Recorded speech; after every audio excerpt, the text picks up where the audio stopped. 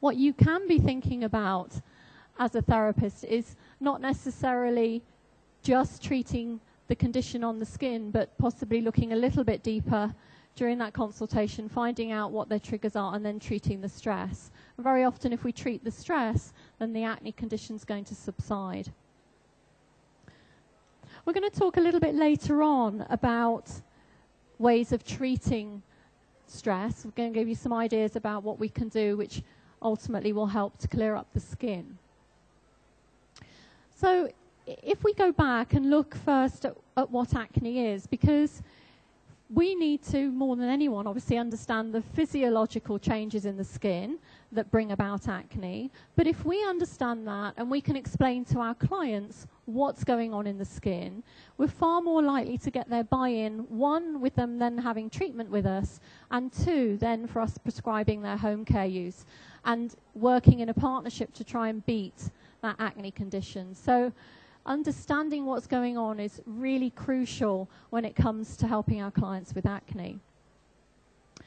So what is acne? Acne is a genetic disease. Most of us have a gene, and that predisposes us to acne. It's just that all of our triggers are different. Some of you may well have had acne quite badly in your teenage years. Some of you may not have suffered at all. That gene's been lying dormant. And then lo and behold, in your 40s, you're very stressed or something happens and that triggers your acne condition. So it's a genetic predisposition to acne. Acne can be described from the smallest microcomedone to the largest nodule or cyst. So the medical term acne covers all of those grades. There are 4 main contributing factors to acne. So that's 4 main things that carry on or go on in the skin that create this acne condition. And those 4 contributing factors can be in varying amounts, depending on who you are.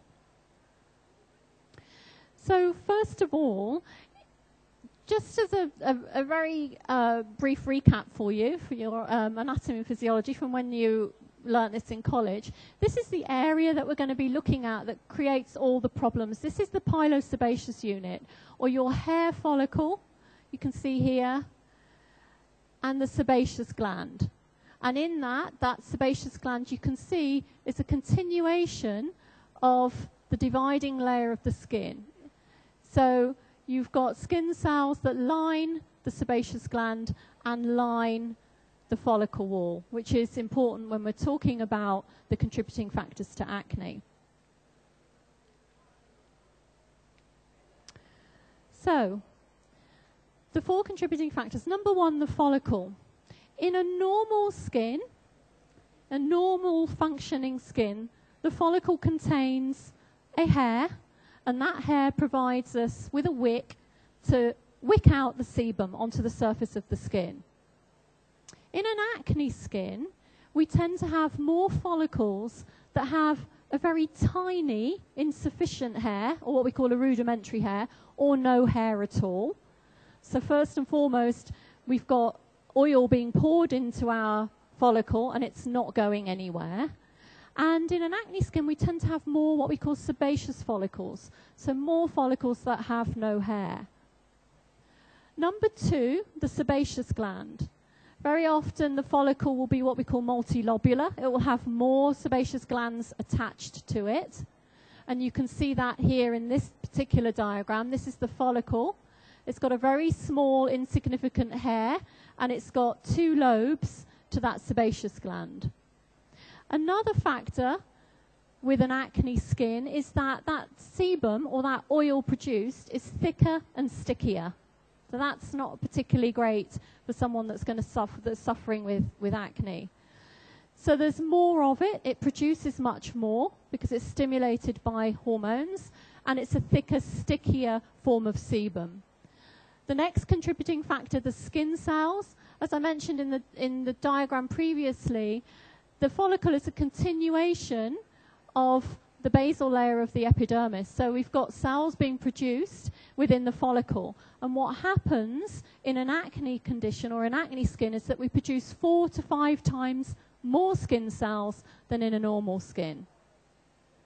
And lastly, we've got a breeding ground for bacteria. So I want you to think just a minute about that scenario. We've got a follicle with no hair to wick up the sebum. We've got a thick, sticky sebum being produced within that follicle. It's getting stuck in there because it can't be wicked out because there's no hair. And then on top of that, we've got skin cells that are multiplying furiously. So we've got too many skin cells, and they're all just packing away nicely, being produced within the follicle and getting stuck together with that sticky sebum. That provides a breeding ground for bacteria, because what happens is eventually this opening of the follicle is going to get blocked. It's going to get blocked with skin cells and sebum, in which case it's going to then leave a lovely environment for the bacteria to breed, and with that will come inflammation, a lot of irritation, and then we've got our nice lesion or our nice spot forming on the top. So does that make sense? They're the contributing factors then that cause our acne to be produced. So if we know that, it's much easier then when we're talking to our clients for them to take on board what we're saying and then, you know, be welcome and open to help that we're offering.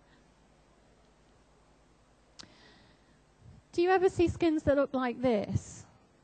Scarring is a real hazard with an acne condition, and even more so when we're talking about adult acne. And one of the problems in an adult skin is that we don't tend to heal as well. It's a lot more of it's a slower process, and our skins tend to be a little bit more sensitized.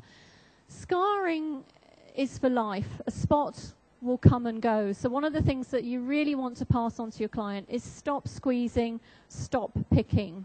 If we imagine that follicle is a little bit like a balloon, and when we're suffering with acne, that balloon gets full. And when it's got to that point where it's full, it's fit to burst. And very often a follicle will burst of its own accord, but if we've got a client that's having a go at their spots, they're very likely to burst that follicle and spread that bacteria and that infection within the dermis. What happens then is that our immune system kicks in, and we need to clear up that debris. We need to get rid of that bacteria. And as that happens, as those white blood cells come in to fix that problem, we have enzymes that first and foremost will eat away at the collagen and elastin, so those white blood cells can get in and destroy the bacteria that have escaped from the follicle. And what happens then is if that elastin and collagen is broken down, you're going to get a scar. And depending on how much inflammation there is, will determine the degree of that scarring, and how much, how many blood cells have come in, and how bad that infection is will determine the degree of scarring. And plus also your own skin will have an influencing factor, how well we heal and so on. So you can see here you've got a really good example of some crater scarring. You can see here an ice pick scarring, which you really don't want to have to be treating because that's very difficult. You're much better to treat your client at the congestion phase when they've got blackheads or when they've got breakout.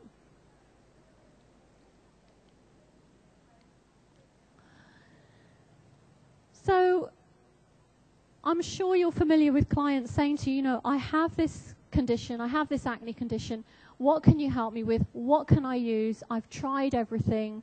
They've used a lot of over-the-counter stuff. They've been to Boots, they've been to the supermarket, they've been to the chemist, and they've tried lots of different remedies. It's a minefield out there at the moment with regards to what's available for clients with an acne condition.